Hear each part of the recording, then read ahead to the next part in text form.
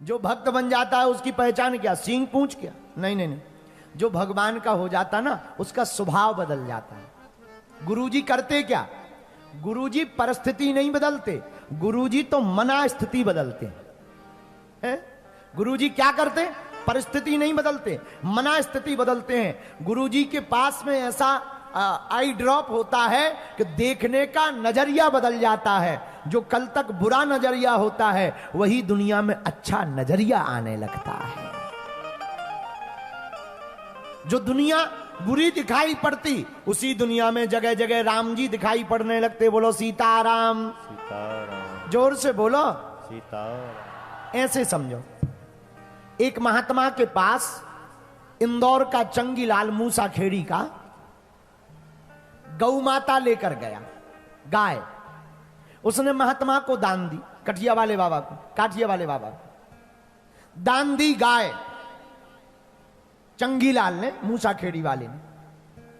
महात्मा बड़े खुश भये, वाह वाह वाह, गौ माता आ गई, अब तो दूध निकलेगा, खीर बनेगी, रबड़ी मालपुआ, आ हा हा, आनंद आएगा, आनंद आएगा। जय हो भैया इंदौरी बाबू, राम राम, धन्यवाद धन्यवाद देते हैं।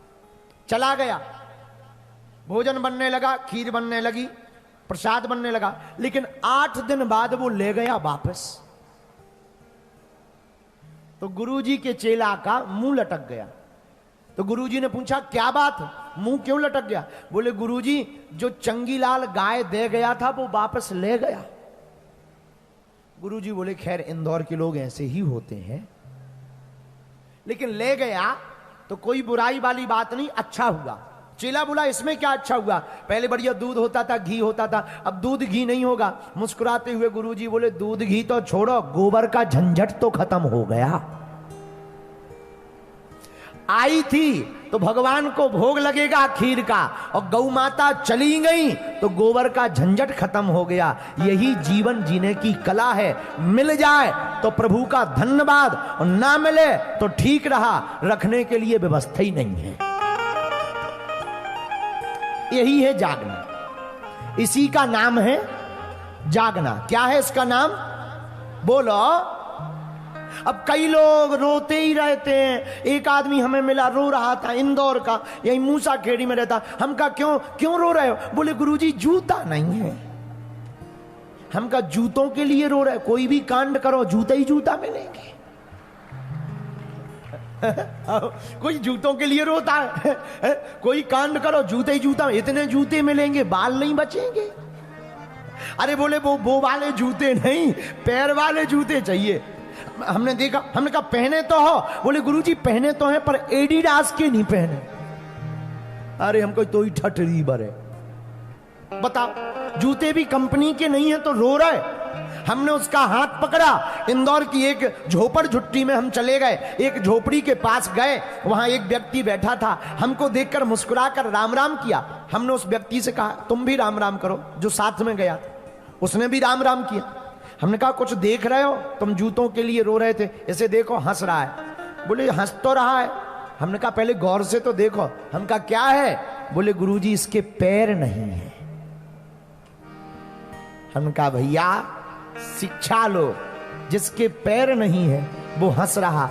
भगवान को तो तुम्हें धन्यवाद देना चाहिए, भगवान ने तुम्हें पैर दिए हैं, रोना तो इसको चाहिए था। इसलिए सीख ले लो। तुम अपने से बड़े वालों को देखोगे तो दुखी रहोगे, अपनों से नीचे वालों को देखोगे तो सुखी हो जाओगे। अपने से नीचे वालों को देखोगे तो सुखी हो जाओगे, अपने से ऊपर वालों को देखोगे तो दुखी हो जाओगे। अब तुम बड़े लोगों की अपनी बराबरी करो, फलाने के पास गाड़ी है, चार्टर्ड है, प्लेन है, हेलीकॉप्टर है, ठटरी के भरे उसने किया है सो है। तुम क्यों मरे जा रहे जल कर? तुम्हारे अंदर क्यों आग लगी है? तुम कर लो। अपने से नीचे वालों को देखो। इसी का नाम है जागना। क्या नाम है इसका? बोलो जागना। और जो जागता है वही ब्रह्म को पाता है। आहा हा। कल कथा में हमने सुनाया, भगवान प्रकट भय कहां? कारागृह में। देखो कितनी विचित्र बात। भगवान बंदी गृह में, जेल का एक नाम है बंदी गृह। बंदी गृह में भगवान प्रकट भय।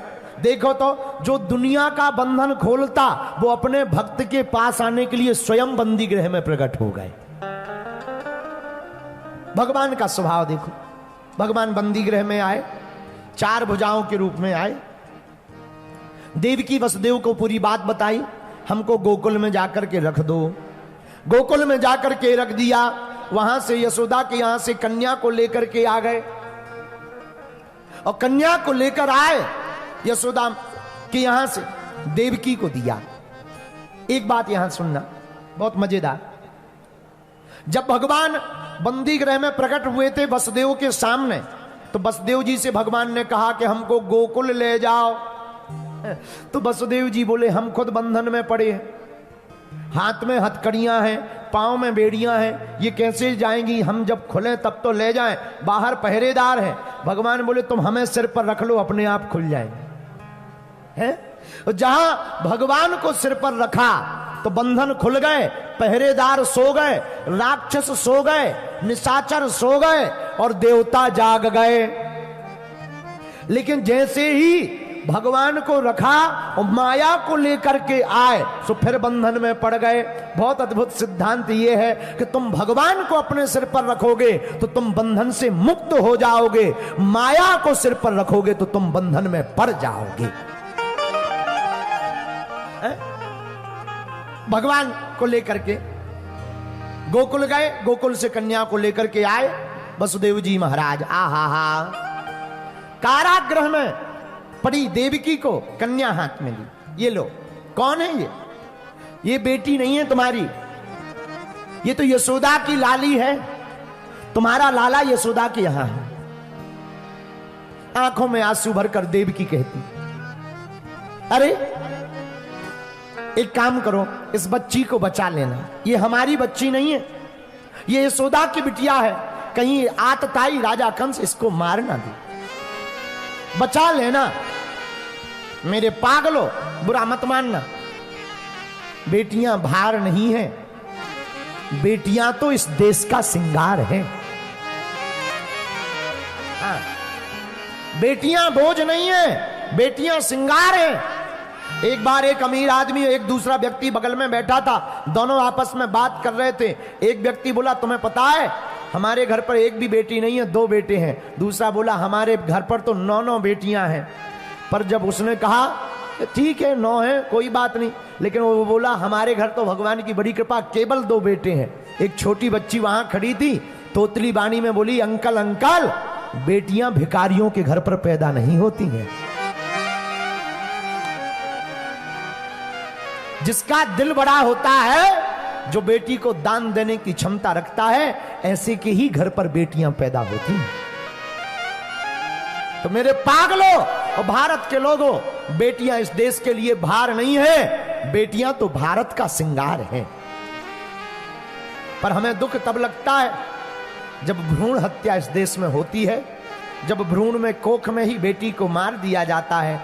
क्या गुजरती होगी उस बेटी पर, जो नन्ही सी कन्या की जब प्राण और जान ले ली जाती है, वो बच्ची भी रोती हुई चिल्लाती होती वो हो रही होगी, वो भी कह रही होगी कि काश अगर मुझे भी जन्म मिलता तो मैं भी लता मंगेशकर की तरह गाती, मैं भी आसमान में अंतरिक्ष में कल्पना चावला की तरह बन करके जाती।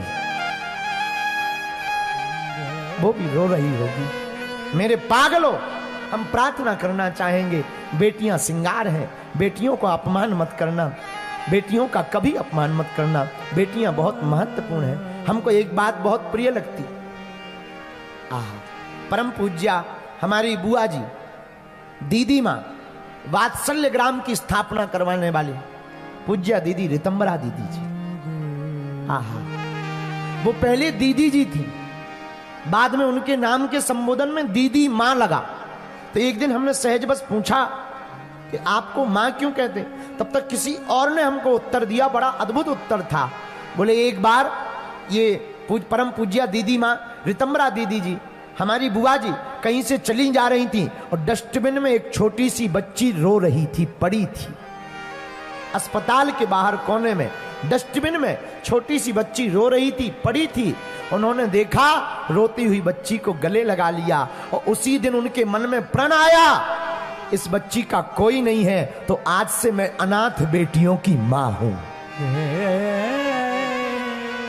स्वयं एक साध्वी, स्वयं एक दीदी, लेकिन उन अनाथ बेटियों के लिए जिनका कोई नहीं, जिन्होंने अपने भ्रूण हत्या के द्वारा जिनको कन्या बोझ पड़ गई, जिनको कन्या अति पड़ गई, जिनको कन्या का भार लगता, जिनको बेटियों का भार लगता, उन्होंने बेटियों को छोड़ दिया। भैया हम व्यासपीठ से महिमा गाते हुए बिल्कुल गदगद होकर के कहते हैं, कभी वृंदावन में वात्सल्य ग्राम जाना, ऐसी अनेकों बेटियां हैं, कोई इंजीनियरिंग पढ़ रही है, कोई कलेक्ट्रेट बन रही है, कोई एसडीएम बन रही है, और उन सबका भार पूज्य दीदी मां ऋतांबरा दीदी जी उठा रही है। धन्य धन्य, कितनी अद्भुत बात। लेकिन हम प्रार्थना करना चाहेंगे भारत के नागरिकों और मेरे पागलों, हाथ जोड़ करके विनम्र प्रार्थना है, तुम बेटा और बेटियों में भेद मत करना। बेटा एक घड़ी 12 बजे रात को नहीं उठेगा, लेकिन बेटियां कितनी भी थकी हो, तुम दरवाजा खटखटाओगे सबसे पहले वो उठ करके खड़ी नजर आएगी। हम तो आंखों से देखते हैं, हम तो अनुभव वाले आदमी हैं, हमारे पास तो आती हैं बेटियां, विवाहित माताएं आती, बहनें आती, और वो जब चर्चा करती तो ससुराल पक्ष की तो चर्चा करती हैं, मायके के बारे में भी पूछती। गुरुजी और तो सब ठीक है, हमारे पिताजी बीमार रहते, बेटों को इतनी फिक्र नहीं है। बेटों को फिक्र होती भी है तो ससुराल की होती है ज्यादातर, पर बेटियों को दोनों पक्ष की फिक्र होती है। हमने अपनी आंखों से देखा है, जब बहनें रक्षाबंधन पर जा नहीं पाती, रक्षाबंधन पर भाई को राखी नहीं बांध पाती, रक्षाबंधन पर जब खुशियों में सम्मिलित नहीं हो पाती, अपने मायके नहीं पहुंच पाती, तो बहनें राखी भेजने के लिए उतावली हो जाती और पड़ोस से जाने वाले किसी भी अंकल के घर जाकर के वो कह देती, हमारे भाई की कलाई सूनी ना रहे, हमारी भी राखी ले जाने। राखी भेज देती। बेटियां महान होती, भारत बेटियों से महान है, इसलिए हमारी प्रार्थना है कभी भी बेटियों को मत सताना, भ्रूण हत्या मत करना। हम लोग चांद पर पहुंच गए हैं, हम लोग डिजिटल हो रहे हैं, हम लोग 21वीं सदी में जी रहे हैं, लेकिन आज भी हमारे देश में बेटा और बेटियों में अंतर देखा जाता है। हम प्रार्थना करेंगे, बेटियां महान होती हैं, बेटियां महान होती हैं।